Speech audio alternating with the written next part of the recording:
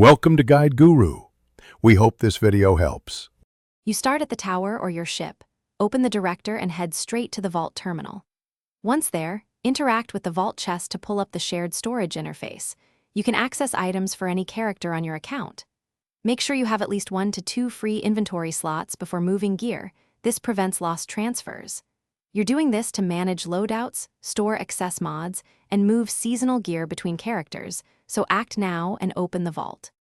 With the vault open, sort by category, weapons, armor, mods, using filters and the search field so you find what you need quickly. Once located, drag items or use the transfer button to move gear. You can transfer stacks like materials or multiple shaders at once. Make sure to check item power and mod compatibility. Moving a high-power weapon to raise another character's power is intentional, versus moving locked or seasonal-only gear that will finish by verifying transfers.